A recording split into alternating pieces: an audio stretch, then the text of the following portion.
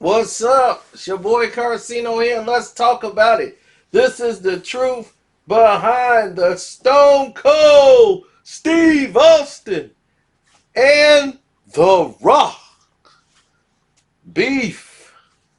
Well, it's not their beef. It's actually the rivalry and how it came to be. A lot of people look at what saved WWE and they say, oh, it was Shawn Michaels. It was actually The Rock and Stone Cold Steve Austin. It was a combination of different things that worked. Steve Michaels and DX, they did their thing, and yeah, that was fun, but the actual people that saved it and brought that broadcast to a new height was really spearheaded by the movement of Stone Cold Steve Austin and his dance partner, The Rock. See, the thing is, Owen Hart was supposed to lose to Stone Cold Steve Austin. Because Austin had all this momentum, so they're going to give Austin the Intercontinental title and all of these different things. And then he interfered in a match that caused Owen Hart to get the belt when he hit Farouk upside the head with the belt or whatever and intervened. And because he did that, Vince McMahon was going to make this West Texas redneck versus the Nation of Domination. That was going to be the thing. Wasn't going to be a real big thing, just going to be a little feud on the side to kind of boost up, and it was going to spin back to the Owen Hart and, Stone Cold Steve Austin situation. That was going to happen. But something happened in the midst of it. It was supposed to be Farouk and Stone Cold. So while they're going through this monologues and everything and going through the whole thing, it wasn't hitting the way it should from Farouk's side. And Ron Simmons, who plays Farouk, who came up with the damn, he was kind of screwing up the monologues, and that wasn't good. It just wasn't coming off right. And The Rock had some ideas. The Rock said, well, let's help Ron through this. Let's have him battle the entire Nation of Domination. He could beat on us, toss us around the ring. We can have our interactions with him. That way Farouk don't have to get caught up in all this talk. I'll come steal the belt and give it to Farouk, and then you're after us, and then you beat up, and then we'll meet up and fight Farouk. And Farouk will be the last thing in there, like he's a mastermind. He set all this up. So The Rock and Stone Cold, The Rock and Stone Cold, they actually talked and was like, man, this guy's pretty smart. And he's telling Vince, hey, Vince, I'm telling you right now, that guy Dwayne Johnson, he knows more about wrestling and how this thing should work and play out more than all those three guys put together you got there. I'm telling you, that guy's going to be your money, man. I'm saying, instead of Farouk, let's do a test run, and we're going to do this thing that The Rock set up. We're going to have it where I battle the whole Nation of Domination, and like fighting off the goons. And, the Penguin sitting up there, who's Farouk, is sitting back watching me fight his goons week after week. And then if it's working, then we'll come out and bring Farouk out. But I got a feeling that this guy here is gonna click. Rocky Johnson Jr., he gonna click. So he told Vince that about the idea, and the whole thing, the whole crowd, the way they got him revved up. Rock stole the belt, so The Rock was supposed to give it to Farouk. and Farouk was going to be the Intercontinental Champion and tote the belt around. Vince had a whole different idea. Vince like, let's give The Rock the belt and make it like his hands now. So it went from we're going to give it to Farouk to you keep the belt, Rock. So now Rock got the belt, and now The Rock got it. That's right, The Rock's the Intercontinental Champion of the world. And Stone Cold's belt, and they hadn't won, and Stone Cold don't have his belt even though he's the champion. Because The Rock has stolen it and won't return it. It made it more epic. It made people hate The Rock more. They were more engaged in that battle than they was the main event. And that's what was missing. Vince knew, like, yep, this is working. Farouk, you're going to take a back seat to this.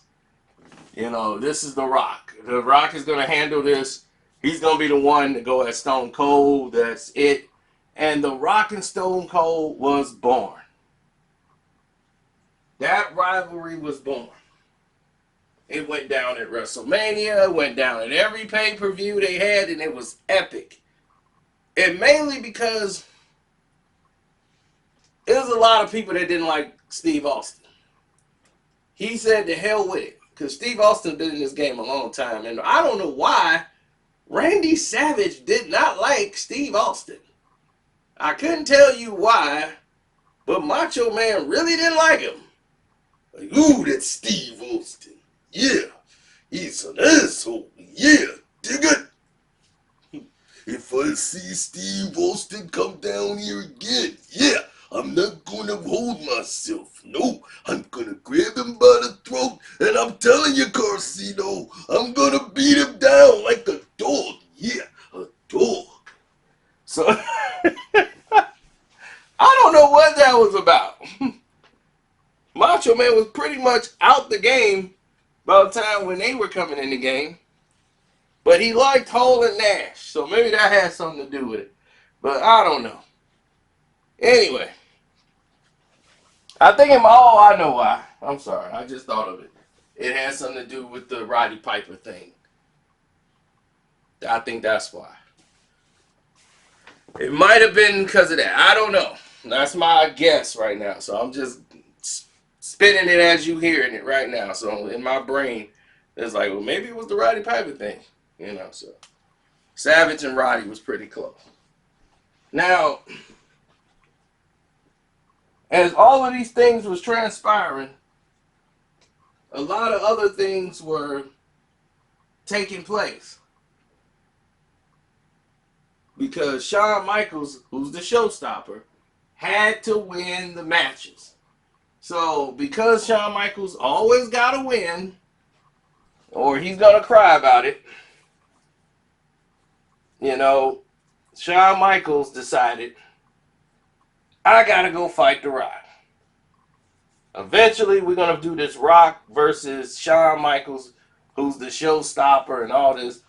And Shawn Michaels don't realize it's more people in there holding up Stone Cold, Austin 316 signs, and they're holding up his signs. And then Shawn's got to go out because of this reason.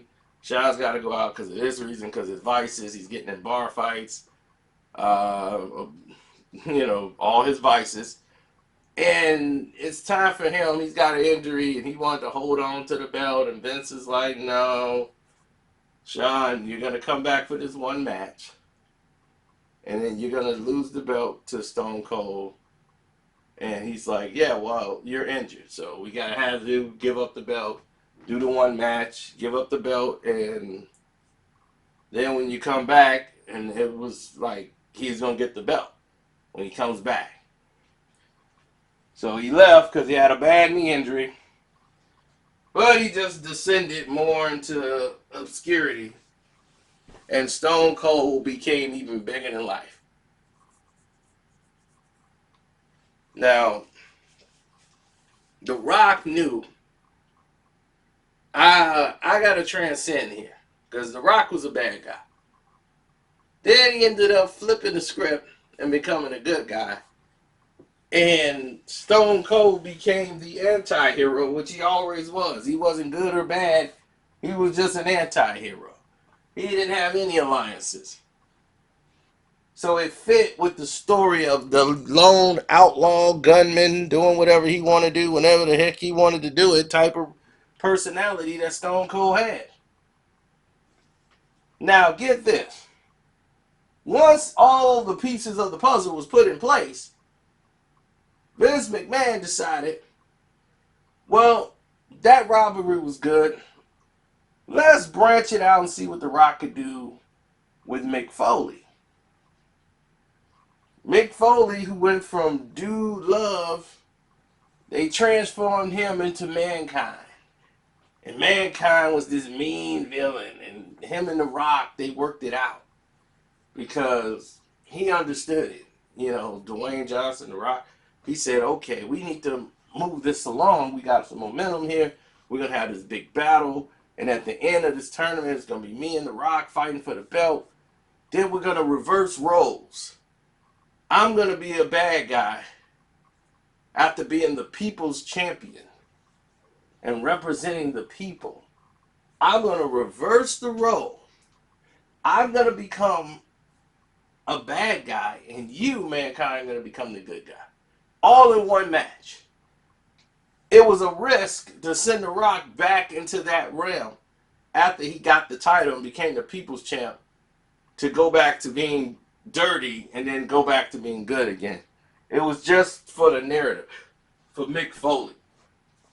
You know, it was genius, because Mankind ended up becoming a lot of people's favorite character with the sock and everything else. They did that and ran that narrative, and it went perfect. Stone Cold Steve Austin and The Rock, and what sold it is the fact that The Rock knew wrestling to the back of his head. Stone Cold Steve Austin is one of the great monologue deliverers in wrestling, period. When he was in ECW, I don't even know if he wrestled. His monologues were great. You could just pay him to do a monologue and have everybody else do the shows. He'll pack the house just off him monologuing, talking. But his wrestling declined. With, I guess, his blown out knees and everything else, Stone Cold couldn't really do the moves, you know, the way, you know, he used to when he probably first came in there when he was stunning Steve Austin. You know, the drop kicks and all of that, everything was just sloppy. He didn't really take good care of himself no more. He was like really living the Stone Cold Steve Austin way. It was going to be done his way and how he wanted to do it. So as his knees and stuff was breaking down, everybody like, man, Stone Cold, man, he left the game too early. He'd been in the game for a while. But when he ascended to that level, it was only certain matches that was going to bring the best out of him. His wrestling at that point was basically no moves. It was just him drinking beer and kicking somebody's ass. That was it. That was the Stone Cold Steve Austin way. And he didn't want to change that for nobody.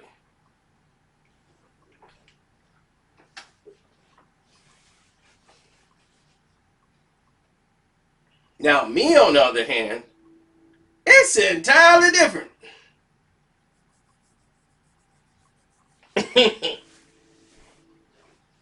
I enjoyed all of it at that time because it was fast paced. It was keeping up every week. Every match meant something. And you had great storylines to go with it. But you didn't forget the wrestling back then.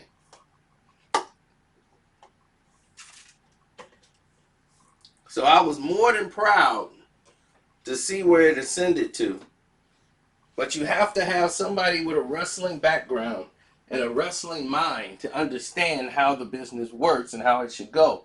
And when you have someone like Vince McMahon, who likes progressive thinkers around him, who understands the wrestling world and the wrestling business, they can make the each and everyday decisions that need to be made to make the sport better, to make it ascend to another level that it needs to be to, so that you don't have to have these disappointments anymore. But the ratings jumped up so quickly that it basically shut down WCW. Ted Turner and everything, it just defunct it. They were spending so much money trying to keep up with what was happening on WWE. They could not contend. Because even though they had a great show on Nitro, whatever, and all these great monologues, the wrestling sucked. They abandoned the wrestling. So The Rock, who was able to sell it every night, he understood how to do a match. You had the Owen Harts there. You had the well, at that time Brett and them had just split town, but Owen was there. You had a lot of talent that was there with DX and all these guys who were making the matches great. Even Shawn Michaels, the showstopper, knew what he was doing. Stone Cold knew he just needed a dance partner and he could make the things work. So this one wrestling was fun.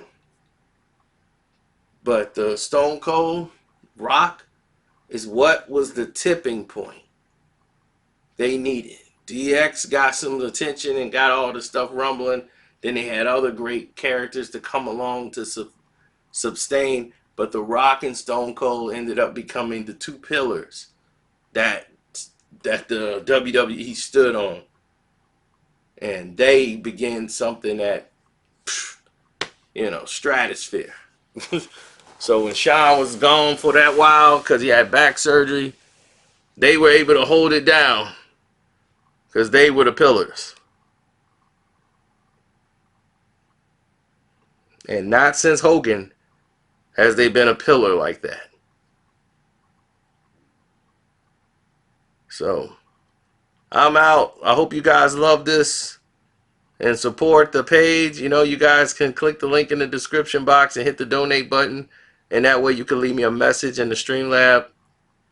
I read them all the other day. I hope you guys got a chance to hear your names and hear your messages and things like that. And for everybody else, you can use the Cash App. Hit me up on the Cash App. The name is Carcino. And once again, sir, I am gone.